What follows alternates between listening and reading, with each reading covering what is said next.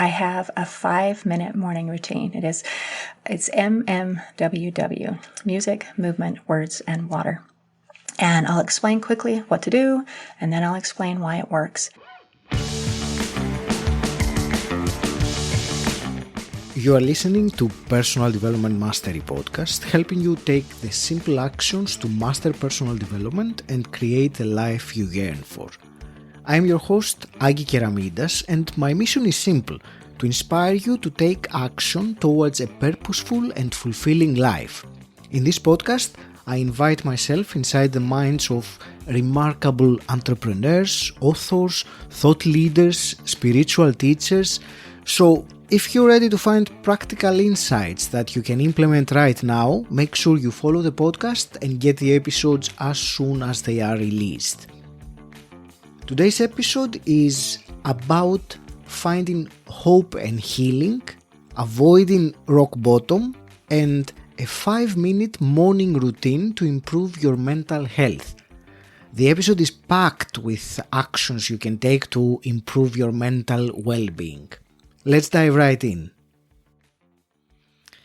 Today I am delighted to speak with Linda Bjork. Linda, you are a personal development expert, advocate for hope and healing, a best-selling author, speaker, podcast host, and founder of Hope for Healing non-profit charity. Your personal mission is to empower people to become their best selves. Linda, welcome to the show. I'm delighted to speak with you today. Oh, thank you, Aggie. I am so happy to be here. I'm so looking forward to this, and today Linda will talk about being happier and healthier, and also about hope. Before we go into that, give us a key defining moment in your life's journey that is particularly relevant to this conversation. Excellent. And is it okay if I include more than one? Because yes. For me, and doing what I do and helping people to become happier and helping people to also discover their own self-worth, which is part of what makes us happy. My journey included really 2 parts, and I call it being broken and being crushed. So I was raised by wonderful parents in a wonderful family. But when I was about 6 years old, my mother experienced an emotional trauma in her life that affected her deeply. Now, if I were an adult, I should look at her with compassion and say, wow, you are going through something hard. But I was a child, and I didn't understand anything. All I saw was that my mother no longer loved me. She did not notice me. She turned me off. There was a brick wall between us. And I thought it was entirely my fault. It had to be. Something was wrong with me. I had done something bad, something so awful. I broke my mom. And so feeling that, there were such feelings of guilt and worthlessness, and I am unlovable. And there's nothing that I can do that makes me so that I have any value. And that kind of underlying brokenness carried me throughout my entire life. Just that feeling of, I am not good enough. There is something wrong with me. And I wouldn't have really recognized the depth of how much that affected me. But really, everything that I felt about myself went back to that time. However, you can function when you're broken. I mean, people do it all the time. You just keep going. You keep moving. You grow up, you deal with life, and things happen. And then as an adult, I had a series of just awful circumstances that just crushed me. They were beyond my ability to bear. And at that time, I wasn't just broken. I was crushed.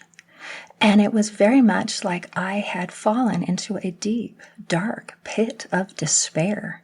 And there were no windows and there were no doors in this dark place. How old were you at that time, Linda?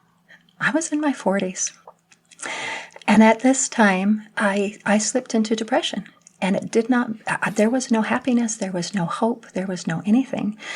But I was really good at masking And to tell you the truth, I had had a lifelong experience of masking, because there is what some people call the imposter syndrome, that from the time I was very, very young, I thought, if anybody knew the truth about me, you would know that I'm unlovable, that I'm broken, that there's something wrong with me. I did something horrible. I broke my mom. So all of these things, so I was pretty good at masking. So when the depression hit, I was pretty good at masking that too. And almost no one knew. And I was in this dark place for about 5 years. And then my sister, she happened to, she was at that time training to become a life coach, and she was creating this women's retreat, and she said, hey, do you want to come? I'm preparing this wonderful retreat where we're going to, for 3 days, talk about how to be happy and how to live fulfilled. And I thought, no, absolutely not. I was struggling with social anxiety. I didn't think I could handle being around other people day and night. And besides, I was stuck in a dark hole with no windows and no doors, and there was no way out. And I knew that there was nothing she could say that would make any difference. So why bother? And so even though I felt that way, the idea would not leave my head. And so I gathered my courage together and I went. And that decision changed my life, because it is as if my sister lowered a ladder down into my deep, dark hole. And she showed me a way to climb out when I didn't think that there was one. And the beautiful, amazing thing about this experience is not only was I able to heal my being crushed with depression, but also to be able to heal that lifelong brokenness and those misunderstandings that I had carried through my entire life. And I have learned so many things about healing that it's not instant. I mean, it's not like flipping on a light switch. It's like a sunrise where it's gradual. And being in that dark place, it wasn't like she put an elevator shaft in there for me and I could press a button and instantly I was all better. It was a ladder. It took effort and it took some time and it was hard, but there was a way to climb out. And because of the experiences that I have been through, it is now my passion to offer a ladder to anyone who feels trapped in a dark place and to offer that hope that healing is possible. Because when you're in that space of darkness and hopelessness, you don't do anything. Because like I felt, nothing makes any difference, so why try? You have to have that hope in order to be able to take the first step. Thank you for this fascinating answer and story, the way you described it. And there is one question I would like to understand, to ask you. You said at that time when you were in that depression and your sister offered you the opportunity to go to that retreat, that you didn't want to go. So I'm sure you had a big internal battle. What was the decisive factor that made you decide that, okay, I'm going to go? Was there something that made you overcome all the thoughts that didn't want you to go there? I can't say it made me overcome all of the thoughts, but you're kind of a mind reader. You recognize that there was a missing piece in that story. I had a phone call with my sister, and I explained to her, I said, I think I'd like to go, but I'm scared because I'm not in a good place, and I'm afraid I'm going to fall apart. And then I explained a little bit about what was going on, because remember, I was good at masking. My sister had absolutely no idea. And even after I told her, she really didn't understand the depths of where I was. And in that conversation, she did two very simple things. She said, really, I had no idea. You hide it so well, and it always looks like you're so put together. I didn't know. But I understand. Because I've felt that way too, where people thought I had it all together when really I was struggling inside. And then she said, you don't have to come. and you don't have to come for me. This is about people who want to come and to be happy. It's not about me. And in that simple conversation, she did two very empowering things for me. One is that she did not condemn me, and she did not make me feel like I was bad or broken. Instead, she said, "Oh, I felt that way too."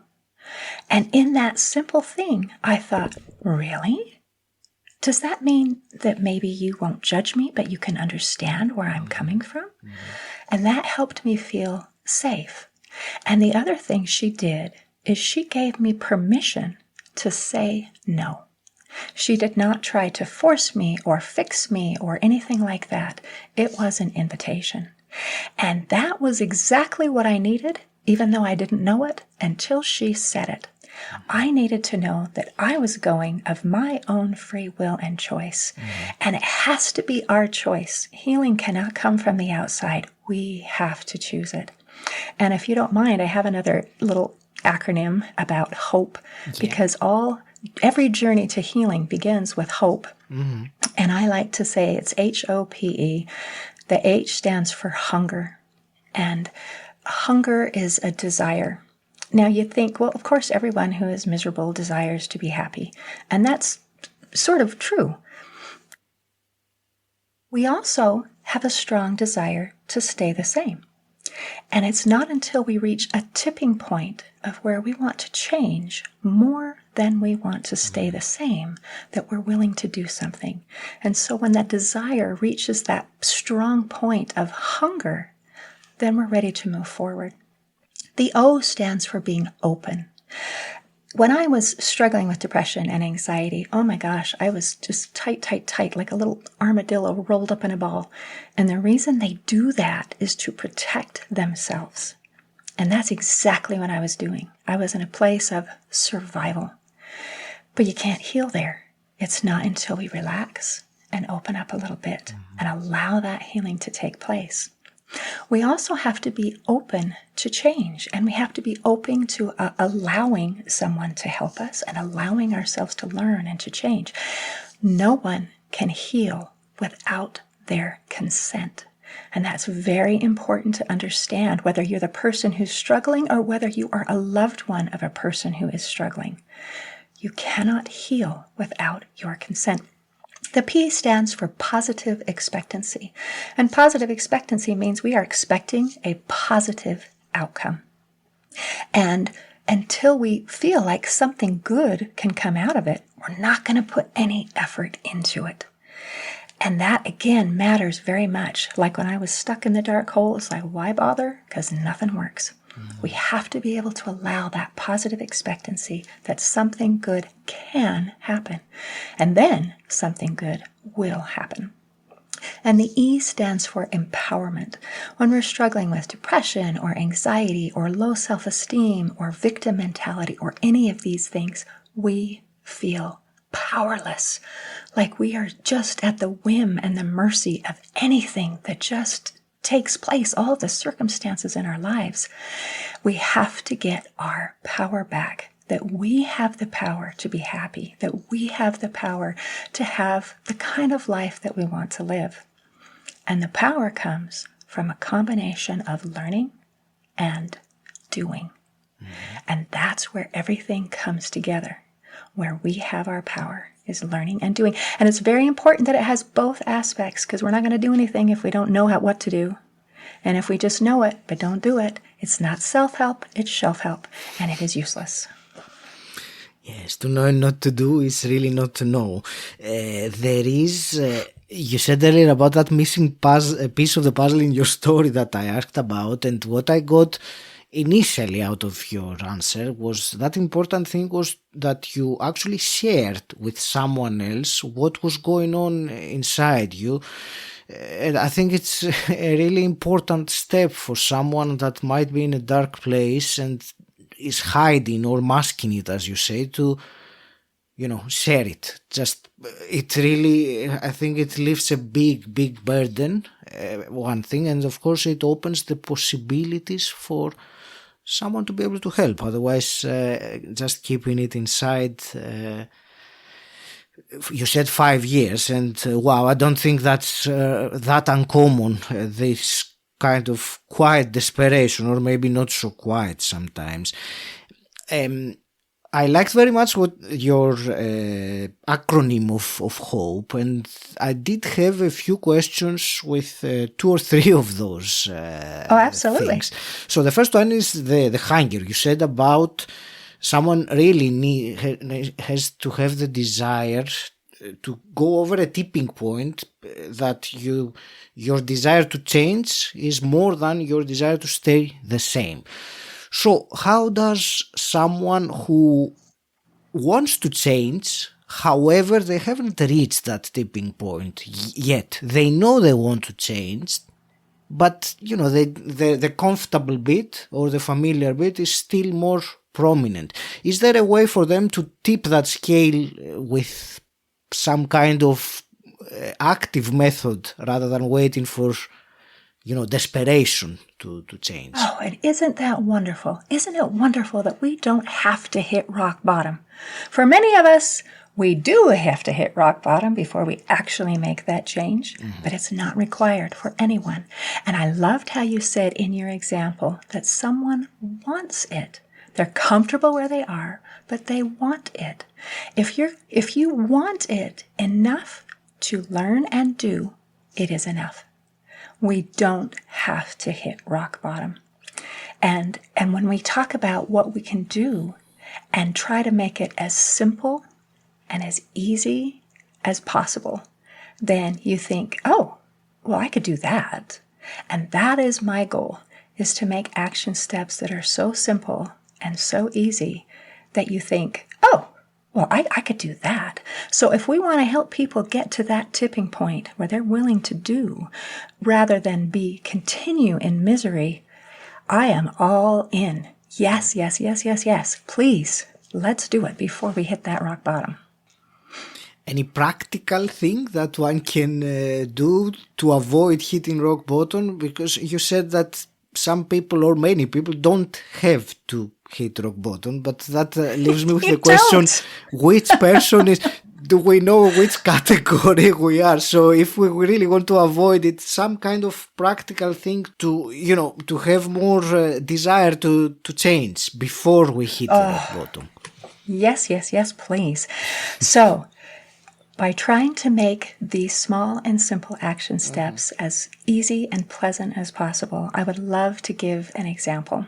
I have a 5-minute morning routine. It is, it's MMWW, music, movement, words, and water. And I'll explain quickly what to do, and then I'll explain why it works. And when you find out how easy this is and how effective it is, with all my heart and soul, I hope to help people tip that scale into, oh, I can do that. So for this 5 minutes, MMWW, music, movement, words, and water, what you do, pick a song, something that you love, something that makes you want to sing, something that makes you want to dance, something that makes you feel good. This is your timer. So most songs are between 3 and 4 minutes long. While you're listening to the song, we're going to do the next M, which is movement. We're going to move our body.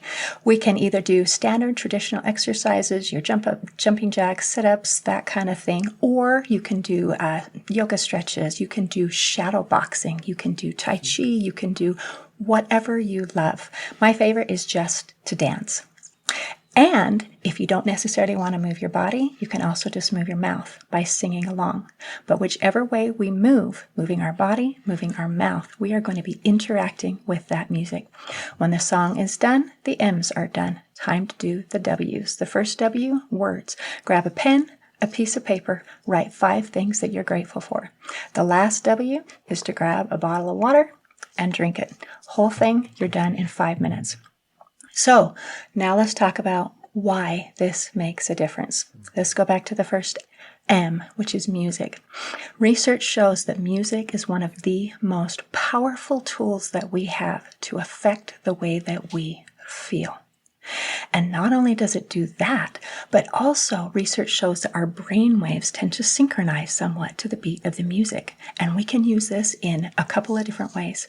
If I'm feeling super, super stressed and I am upset, if I choose to listen to calming, relaxing music, it can literally help my brain waves to calm down so that I can think clearly and help me to be able to relax. Now, if I'm struggling with motivation, let's say I have depression, I don't want to get up, I don't want to get out of bed, I don't want to do anything. Then if we listen to positive, upbeat music, it can literally help jumpstart our brains into action and help us to be able to get up off that couch and to be able to move and to be able to do and to be able to handle the day. Now, listening to music by itself is incredibly powerful, but when you interact, when you move with it, it takes it to a whole new level. By moving our bodies, it helps to change the chemistry in our bodies. It helps to reduce the level of cortisol, that stress hormone, and it helps to increase the level of endorphins, those feel-good chemicals, so that we just feel better and have a better day. It also helps us to relax muscle tension. It helps us to be able to elevate our energy so that we can take care of whatever needs to be done. It is amazing. And what's really incredible is, in addition to exercise, which does all these amazing things, just singing does incredible things. There has been so much research done on the effects of singing and our emotions, the way that we feel.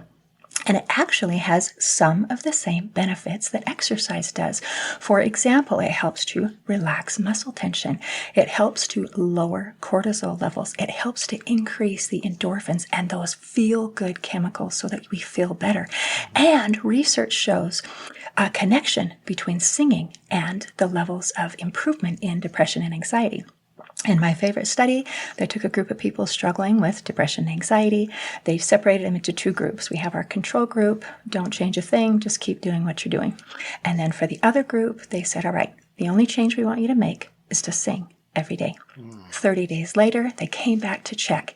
And the control group, they were exactly the same as they were before. But the study group, who had added singing to their daily routine, had significantly lower levels of depression and anxiety. And the only thing that they changed was singing, which is so amazing because it's not that hard. So we've gone through the MMs. We have music, we have movement, whether we move our bodies, whether we move our mouth, or whether you do both. Now you get into the words, gratitude. Now I had heard of gratitude journals before, and I had even done them before I struggled with depression. But I thought, when you have real problems, it's time for some real solutions. Don't give me some fluffy, ethereal nonsense. I'm really struggling here. But what's cool is the research shows that gratitude does incredible things for the way that we feel. They've done fMRI scanners and tested and found that being in a state of gratitude helps to stimulate the prefrontal cortex area, which is where our conscious thought and decision making take place. So it helps us to be able to act rather than to react when situations come into our lives, which is so important. It also helps to improve the neuroplasticity of the brain, which is so incredible. That is absolutely necessary for any kind of healing, any kind of a change, and any kind of adapting. It helps us to be able to adapt to change. I want to take a short break from this episode and quickly let you know about something I'm sure you will find useful. We are drowning in information, but starving in wisdom. This podcast, for example, has almost 300 episodes, and as you can imagine, there is ample wisdom in them. But who has the time to listen to 300 podcasts? My mission as a knowledge broker is to convert this vastness of knowledge and distill it into wisdom, into implementable insights. So I have created a free special resource for you. I have chosen the top 10 podcast episodes that offer the greatest value in three main categories of life. First, the top 10 episodes about money. Second, the top 10 episodes about health. And third, the top 10 episodes on mastering your personal development. This free ebook is a curated catalog of those top 10 podcast episodes in each category that will offer you the greatest value and in the shortest time. To get it, go to personaldevelopmentmasterypodcast.com/top10 and you will also find the link in the show notes. Alright, let's get back to the episode.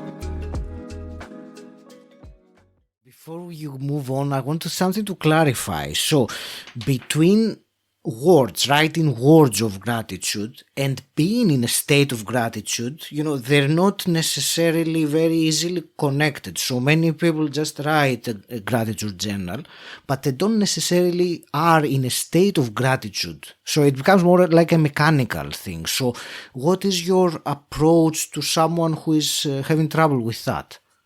Oh, man, you ask good questions. And I would say we have to start somewhere. Right? Okay.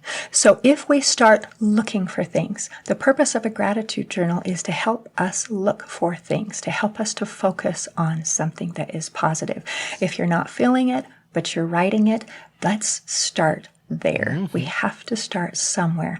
Now, I can't force your brain, but here's the thing. Once we start opening our mind to looking for the good, then all of a sudden you see more good, and more good happens, because where the focus goes, the energy flows. And here's something else cool about gratitude. There have been many studies done on gratitude and depression. And my favorite study, they took a group of people struggling with severe depression and had them write, there was 3 good things that had happened to them that day. And then 15 days later, they came back to check to see if it made any difference. And 94% of participants had a noticeable improvement in the way that they felt. So sometimes, even if we're not feeling it, if we begin with the action, the feelings will come. And I think that's a good place to start. We have to start somewhere. Now, the last W is water. And water is one of those cheap, easy, overlooked, underutilized solutions. Our brains are about 73% water. And research shows that if we are as little as 1% dehydrated, it begins to negatively impact brain function and mood. And so, as we stay hydrated, it helps our brain to be able to function. Every system in our body requires water. And so if we don't drink enough water, things don't work properly and we don't feel good. And there is such a strong connection between our mental, emotional, and physical well-being that you can't impact one without impacting the other. And the wonderful thing about this is that when we understand how one influences the other, it gives us more power. So our emotions are chemical. They're chemical. It is a very physiological reason why we feel the way that we do. So this body chemistry affects our emotions. It affects the way that we feel. And those emotions and the way that we feel, that very much affects what we do, say, and think. Now, here's the cool part. What we do, say, and think affects our body chemistry. And that is the magic. That is our point of power. And out of those 3, do, say, and think, the easiest one to control is what we do. Now, if you're talking to someone in depression and say, okay, look, if you just start thinking happy thoughts, it's going to change your body chemistry and everything is going to fix itself, that is a true statement, but almost a useless statement, because it's almost impossible to just change and just say, oh, well, I choose to be happy and da-da-da-da. However, even when we're struggling with the feelings, I can still do something. And when I do something, that begins to change the body chemistry. And then the body chemistry begins to affect my emotions. And then the emotions, now the next cycle, it's a little bit easier to do something. In fact, I might be able to get some of those thoughts and some of those words to go along with those positive actions. And pretty soon, this cycle is going to get easier and easier. So it is not hard to feel good. It is normal and natural and everyday. Thank you for this answer. And I will just reiterate actually 2 or 3 points that I made from all this that you said about this morning routine. The one is what you said about gratitude, that if all you do is write and you don't feel it, but start there. That's a great step to take, and the more you do it, the more it advances. So I like it as a point of progression. It's about moving on, not about doing it perfectly as an exercise, but doing it. There was, the elements of the morning routine you described are, for me anyway, quite familiar. Except one of them, which was the music. So, movement, water, gratitude, journaling, all these things are more or less established, I think, in morning routine. But the way you described the music and as a complementary element to dancing or moving your body or something like that, I took that, I will take that on board actually, and I'm just reiterating it as a point that made an impression on me, because it was something, let's say, a nuance that I hadn't thought about in such a way. And the third, and I think that's really, and I also personally believe that it's a cornerstone on improving your life in any sense or form. In this case, we're talking about getting out of the dark place of depression and becoming happier. But I think it applies to every personal development, goal or intention, and that is small and simple action steps. That's where it all starts. Do them with consistency, and then momentum kicks in, then it happens. But it doesn't happen just by thinking of it, just visualizing it, or you have to do it. So I'm just reiterating, Linda, and thank you very much for this multifaceted answer that you gave, that I think gave to the listeners some elements to think about and implement, really, because that's the important thing, and we were talking about that before we started recording. And I think there have been a lot in this conversation. I just reiterated right now 3 that made an impression from that. Linda, I will start wrapping this fascinating conversation up, and the first thing I want to ask is where do you direct the listener that wants to find out more about you? I would love them to come visit the Hope for Healing website. That is my nonprofit, and the website is hopeforhealingfoundation.org. And we have so many free resources. We have audio courses, we have ebooks, we have video courses, we have downloadables, because it is this learning and doing with these small, simple action steps. Come, learn how you can be happy. I want people to have hope, and I want them to have healing, and I want people to recognize that it's easier than you think, and that you have more power than you realize, and we can do something about our happiness. Oh, you can also listen to my podcast, I was about to ask you about your podcast. And Linda's Corner. Who is it for? Who is the listener that really needs to, after they finish with this episode, to go and listen to that one? Who is that person? Oh, that person is anyone who wants to be happier, healthier, and more successful. Thank you. Linda, a couple of quick fire questions as well, which I always ask to wrap things up. And the first one is, what does personal development mean to you? To me, it means becoming our best selves. And that includes a few steps. One is we have to kind of discover who we are. What are our strengths? What are my weaknesses? What do I like? What do I want? For me, personally, for a long time, I didn't think that what I wanted mattered, so I really didn't even pay attention to what I wanted. And so it's been a process to discover, what do I want? And as we learn a little bit more about ourselves and this self-discovery, this is our starting point. And it's necessary to have a starting point, but it doesn't mean it's your end point. From there, then we get to discover, what do I want to be? Because we have the power to become what we want to be, and that matters. So to me, it is that beautiful, beautiful journey, and it is quite individually tailored. It is me, my best self. And what I am going to be is going to be a little different than what you're going to be and what someone else. And isn't that wonderful? Because I think the variety creates such a beautiful harmony of humanity. Thank you.